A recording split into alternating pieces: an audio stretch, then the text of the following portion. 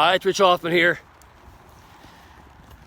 So the end of the year, 2022, going into 2023, usually there's a lot of people reflecting on time, what happened in the previous year, what's going to happen in the new year. And I get a lot of visitors, and had people come to my office and comment on my multiple skulls that I display, the pictures and little ornaments I have. And it's another thing is when I go to gunfight competitions, my reloading tools and the things I use on the firing line have a lot of skulls on them. And people have obviously asked me, well, what's with all the skulls? Why this obsession with skulls? You don't seem like a skull kind of person. Well, there's a lot of reasons I like skulls, and one of them is I like pirates. I always like pirates. It's something I've always shared with my daughters, both of them. It's kind of a thing that we have, but it also taps into many other aspects of history that we all like. And with pirates being one of them, the symbol of the skull and bones, Jolly Roger flag.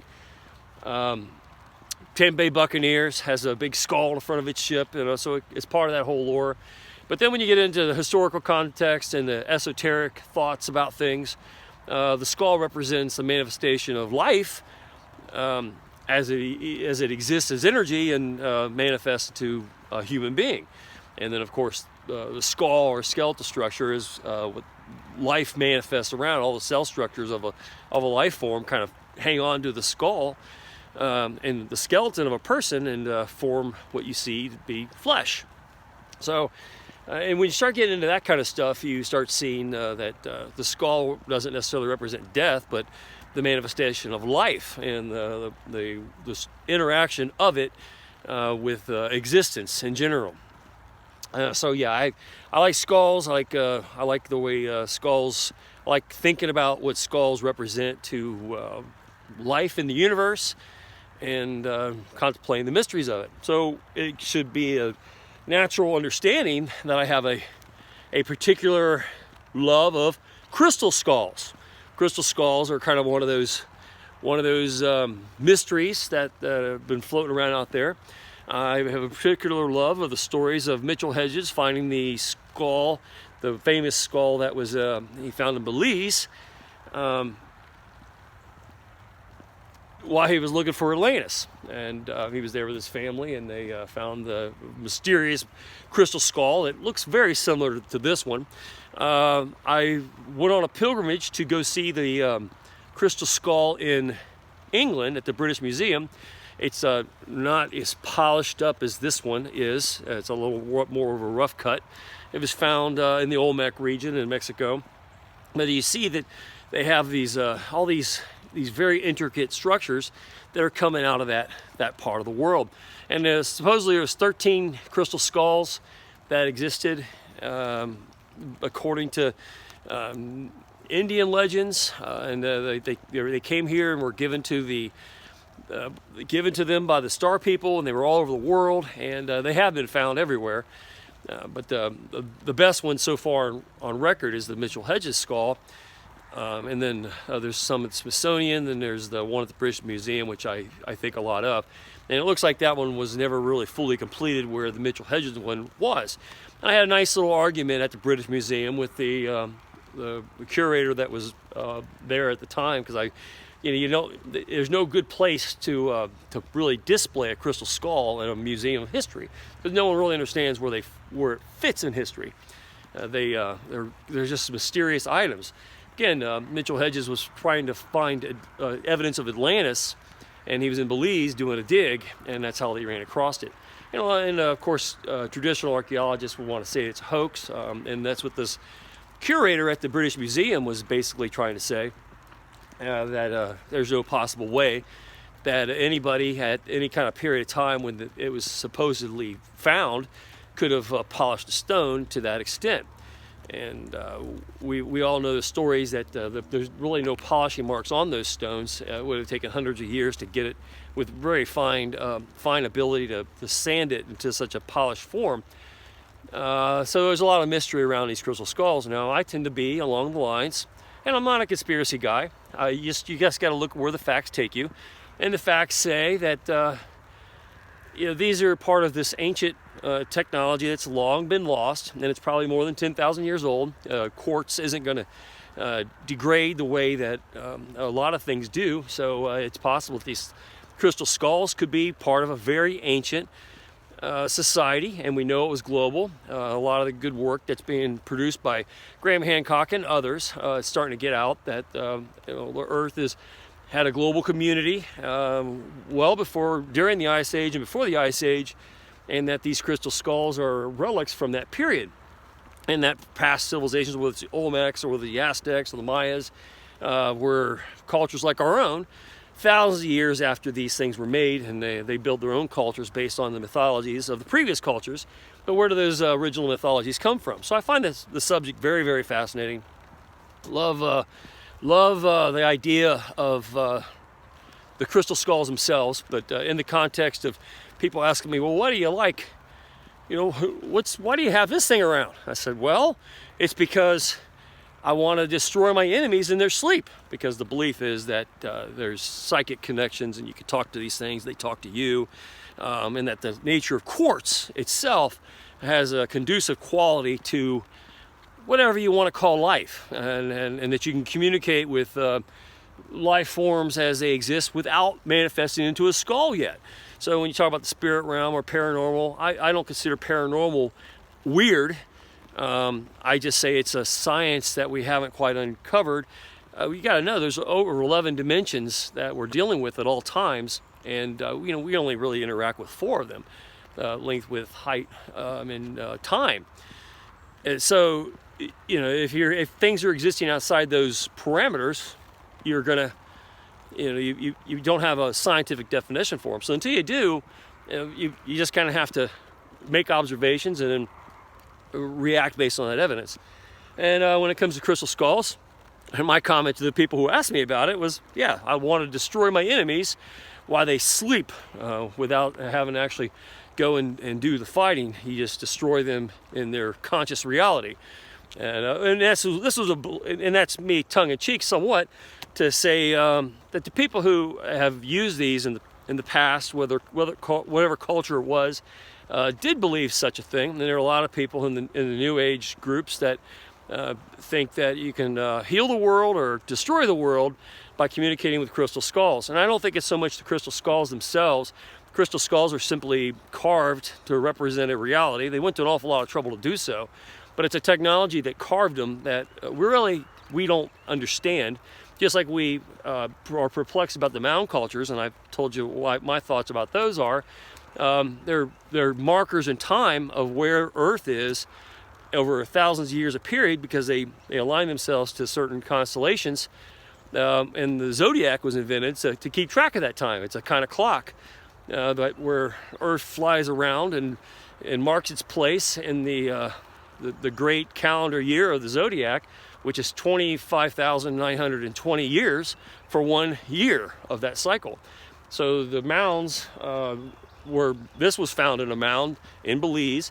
There were mounds in all over Israel. When you refer to the Bible as there were mounds all over the land of Canaan before there was ever the cities of Israel that were built. So that's these mound cultures really kind of go back far more in the time than we have originally allowed ourselves to believe. And so the markers that the mound builders left behind obviously had celestial alignments that were important to that culture. And so you have a whole science or evidence of science that's been lost or not translated, or kind of hidden behind our own reinvention of certain concepts. And why some concepts today may be superior, some concepts from yesterday might have been, and they've been forgotten. And what kind of has me interested in the communication of like quartz is a couple things. The rituals that were in caves. A lot of people in ancient times went to a lot of trouble to go into caves, which caves are filled with quartz crystals, geodes that are very common in those places. And were they able to talk to spirits or supernatural entities in some way? by going there and getting their vision quests fulfilled. Now, if you quiet your life down, you don't have televisions, you don't have cell phones, you don't have all these other mysterious items to kind of go on as a reference. It makes perfect sense if you wanted to talk to some higher entity or some entity, not that it's higher or lower, but an entity outside your terrestrial existence. A cave with the light completely shut off and a focus on quartz crystals that are made up in the geodes of the cave walls might be a good place to do that kind of thing. I know there's a shadow man that haunts Mammoth Cave, and it's been found several times. You know, whatever that creature is that's roaming around those caves probably likely draws off some energy that's there, probably that is revealed through the geodes throughout the cave system. And it's easier for it to manifest there as opposed to like someplace here where it's just trees and grass and there's not much for something without a body to kind of latch onto. So yeah, I entertain the idea of an evolving science or a forgotten science that that's very concerned about crystals and how quartz can focus energy that may be always around, but you may not be able to perceive it through your human existence. But that doesn't mean it doesn't evolve or have some influence in some remote way that is deep in our subconsciousness.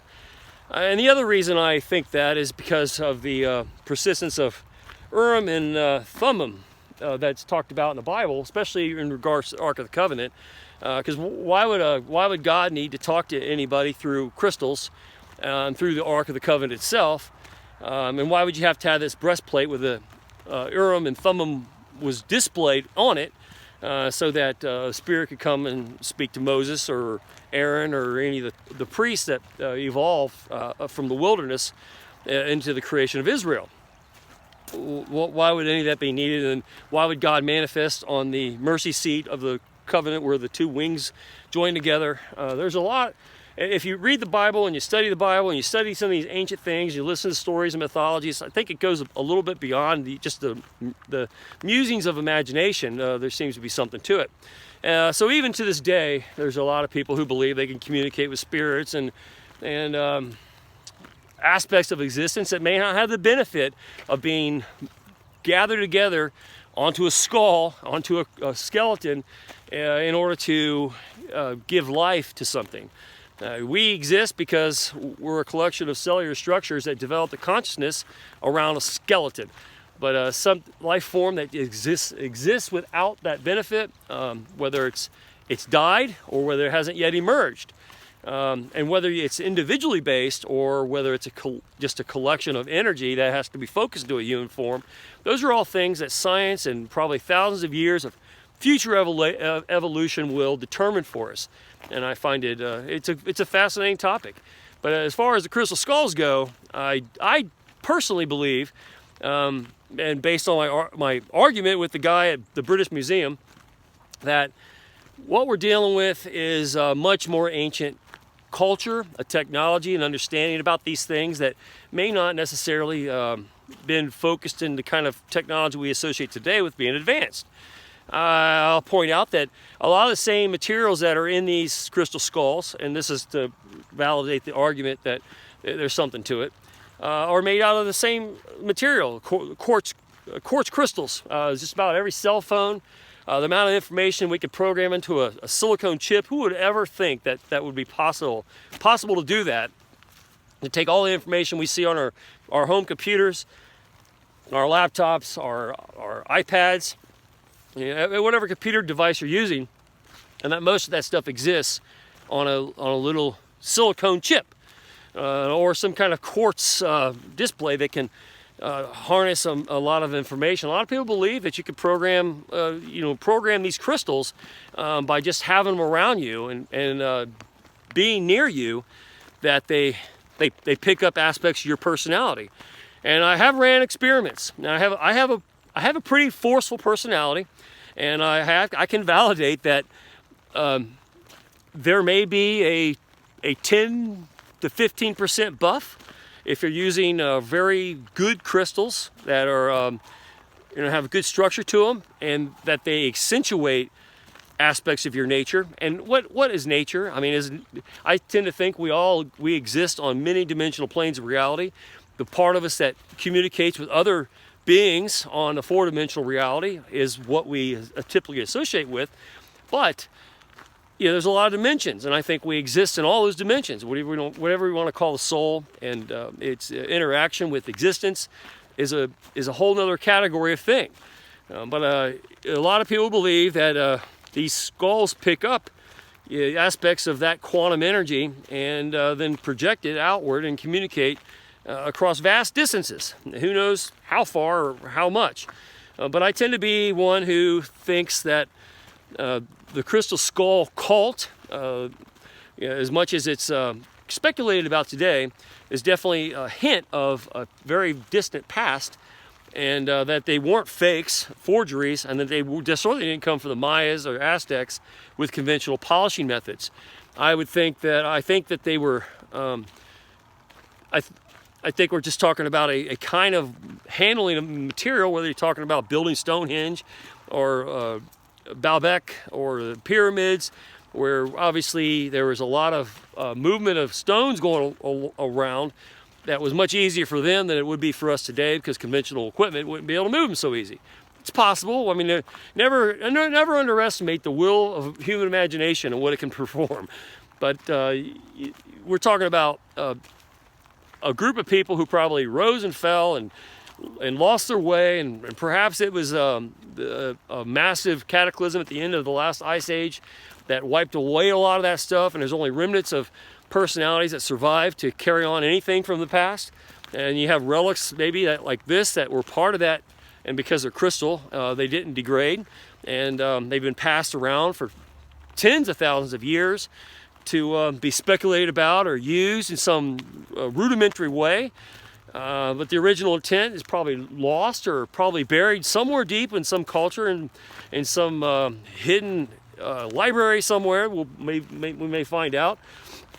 But do I think they're fakes? Absolutely not. I think the advanced ability to carve out a piece of crystal into a representation of a skull, and then to build a cult or a religion around it that celebrates life and death and the cycles of life and the emergence of quantum energy into existence are very interesting things to think about, and that there's something deep and mysterious about it that is worth exploring. So yes, to answer the question, I love crystal skulls. I love skulls in general, and I think that when I talk about Atlantis, not to come out as kooky, I think that the Plato thoughts about it is more than just a speculation on his part of what it was. I think we're talking about a culture that existed, was chronicled by the Egyptians, passed to the Greeks, and that's how Plato got it. And there's some things lost in translation there, probably, there always is. But that Atlantis existed, probably, and that these probably had something to do with that culture as it was destroyed, and these things were distributed around the world. 13 of them that we know of through stories, and there's probably more. Do they involve the visitors from the Sirius system? I don't know. I think there's enough ambiguity on the subject to consider it. Excuse me.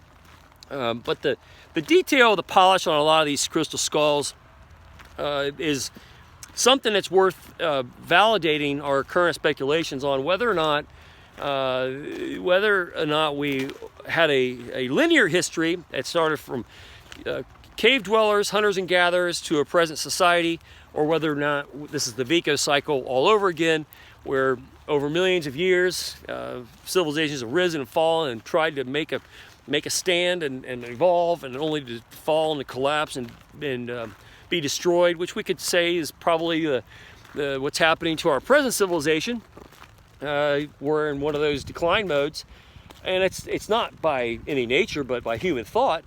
We have a cycle written into our brains, and I think this has been a contemplation that all living life forms have contemplated for probably millions of years in various places all over the known space. This isn't a new thing. This is a very old problem, and the ones we're trying to solve today are the same problems that they've been trying to solve all this time, and that religions have rose up or fallen away to meet that challenge.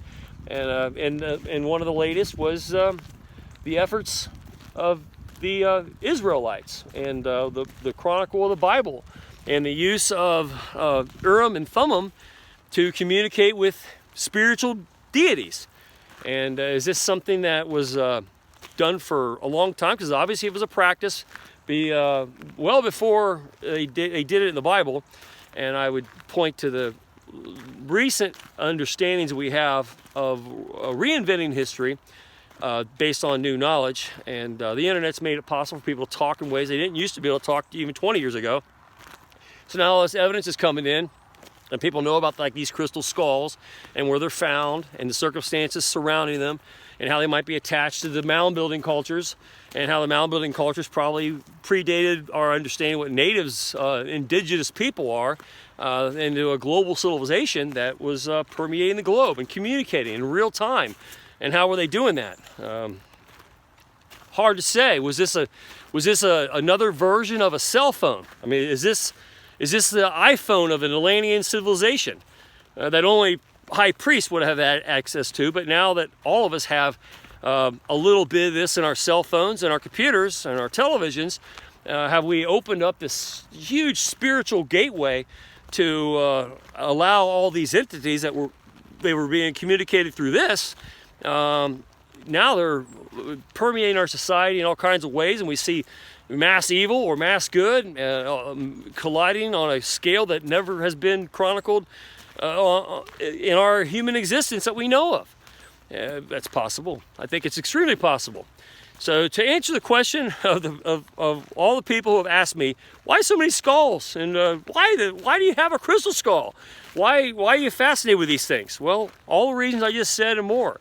I think there's a lot more to history. There's a lot more to our perpetual understanding of science, and I'm not happy to just regulate paranormal activity to the actions of things we don't understand. I think it's just a science that we don't have the faculties to put all the pieces together. If people saw an airplane flying years ago, they would have thought that was a miracle. And honestly, it's just science. It's just the ability to put elements together that are discovered to invent something, some new tool that people can use. And I think human beings with their great imaginations have been doing that as long as human beings have existed. Probably before they existed, or some other form of life form that manifests into what we are today. But whatever it was, or whatever it is, whatever the past is, it's where we're going that matters, and what decisions we make based on what we understand about things that truly validate the purpose of existence.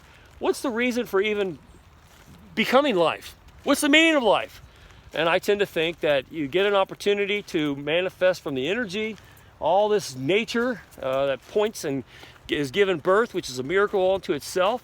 And what you do with that life is largely of a great benefit to all existence as an individual. As that individual grows around that skeleton and turns into something, and it does something during its life that's important. And when the more of those people that are created, and the more opportunities you have to create some individual that drives the narrative of life forward, I think it's great.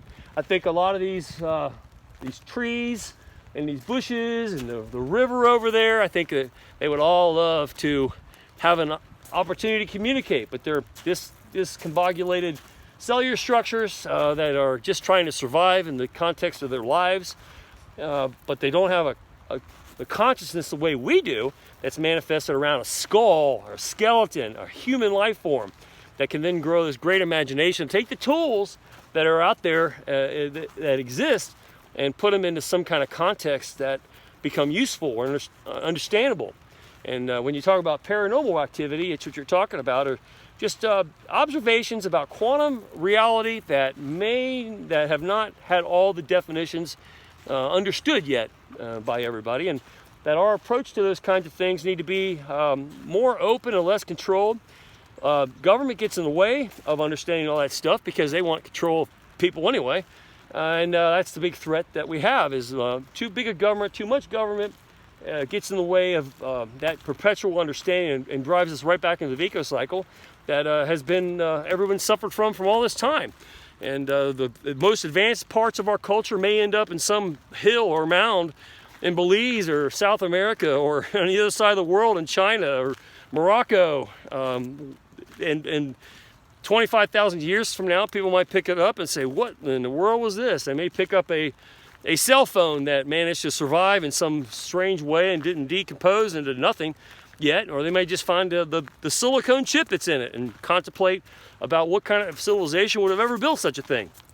And there may be some future version of me walking around contemplating about it, how we should consider all the facts. And that's the Vico cycle at work. And how do you stop it and actually gain a forward grounding for the benefit of the universe, which is what I think that should be the goal of everything living. And if you can do that, I think a lot of things could be beneficial. But it starts by admitting that there's something weird about the past. Our assumptions of it have not been as conclusive as our textbooks would have liked us to be, and that we are at a phase where we need to say, what is this? And why did it exist? And why did a culture feel that they needed to make such things?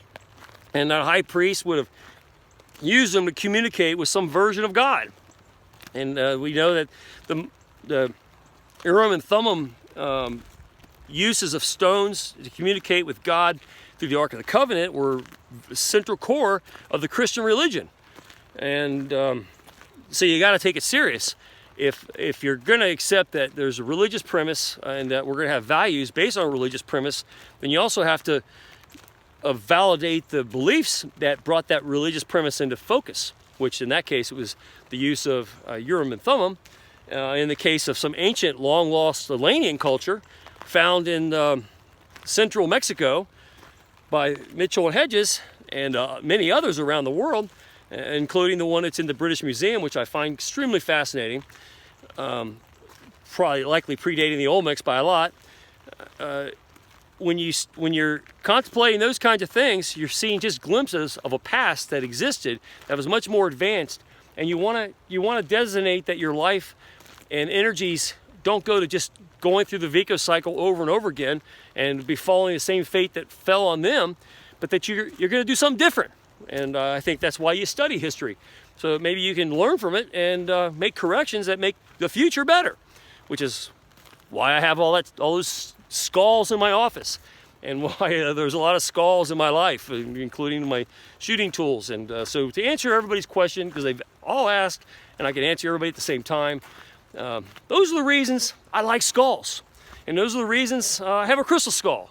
And I continue to kind of in my spare time go around the world and see them wherever I can see them, and I'm always interested in new little tidbits of discoveries that are found that are from that far ancient past, because I'm very interested in how we could take what we learned from that past and make it better for the future. Because I want to see humanity have a good future, and not to keep making the same dumb mistakes over and over and over again. So that's why I like crystal skulls. Anyway, this is Rich Hoffman here. Share, subscribe, make tomorrow a better day. It's a little bit of a topic, but it's a fun one and something a little out of the ordinary, but definitely pertinent to our circumstances of the day, just a different way of looking at it. Anyway, have a good day and see you later.